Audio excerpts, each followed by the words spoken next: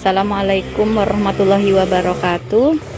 Terima kasih sudah mampir di channel Kebun Vivi. Yang belum subscribe silahkan subscribe. Semoga saya doakan semuanya, bukan hanya yang subscribe tapi yang menyaksikan video ini dalam keadaan sehat walafiat dan selalu dalam lindungan Allah Subhanahu wa Ta'ala, dimudahkan segala urusannya dan dilancarkan rezekinya. Baik, pada video kali ini saya ingin berbagi pengalaman tentang merawat anggrek doritis ya. Anggrek doritis ini punya ciri khas ya, walaupun ini belum berbunga, sebenarnya sudah berbunga tapi pada saat ini sedang tidak berbunga ya. Walaupun tidak berbunga tapi pertumbuhannya subur.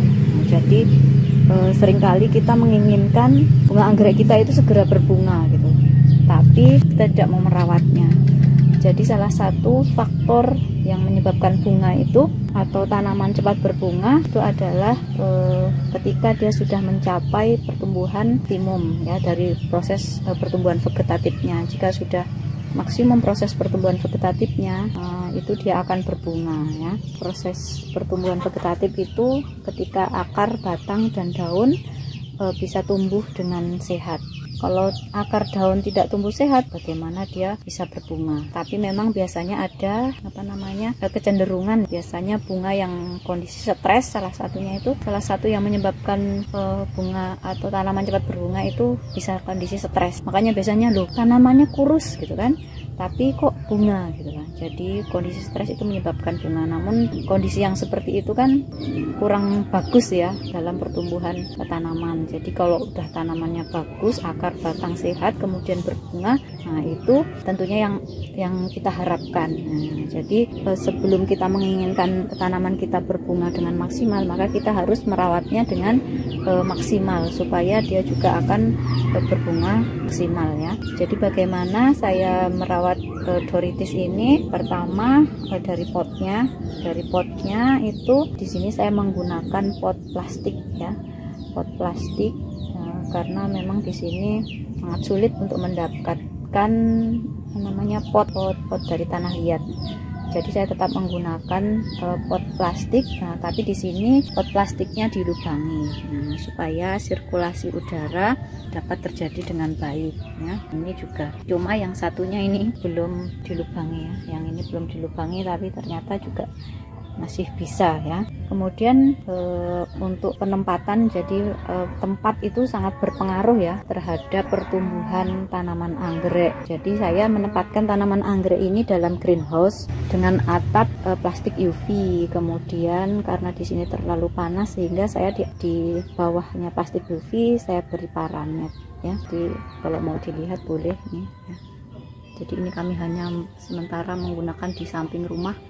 Nah ini itu ada plastik UV-nya, kemudian dikasih paranet. Tapi sebenarnya ini masih kurang tinggi ya, sehingga cahayanya masih kurang menurut saya. Nah cuman karena masih sementara ya, jadi yang penting selamat ya. Tapi alhamdulillah tanaman masih tumbuh dengan subur ya. Jadi tempat itu menentukan pertumbuhan anggrek ya. Karena kalau dengan dikasih UV atau apa, masih air itu masih bisa dikontrol ya. Kemudian ini tadi potnya ya, dilubangi. Kemudian medianya jadi itu masih media awalnya itu tidak saya buang, jadi tetap pakai moss putih ya.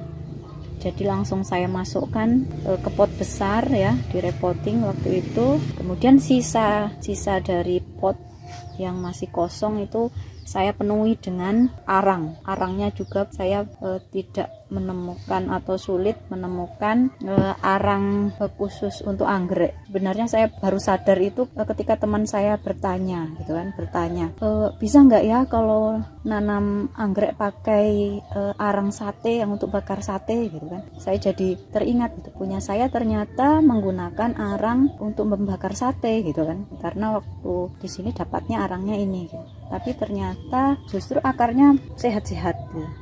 Nah, malah seperti menempel gitu kan, akarnya sehat-sehat menggunakan media arang sate, pertumbuhannya sehat ya. Nah jadi arangnya seperti ini. Jadi dipenuhi arang semuanya ya. Kemudian untuk penyiraman juga menyesuaikan ya. Jadi kalau masih lembab, nah, jadi saya beri mouse-nya tidak saya buang supaya tetap menjaga kelembapan. Kalau misalnya tidak dibuang, mungkin di sini karena kondisi panas jadi akan terlalu sering menyiram gitu kan.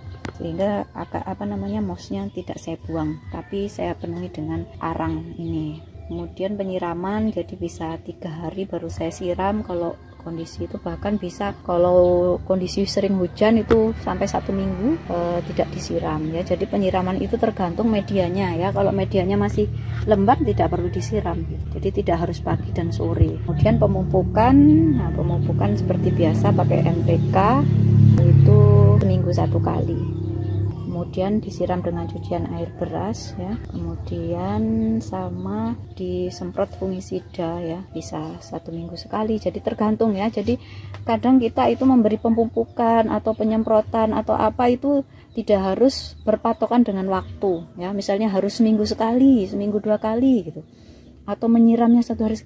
Jadi kita harus memperhatikan tanaman gitu kan. Kita harus mengamati tanaman, oh dia kurang apa gitu kan.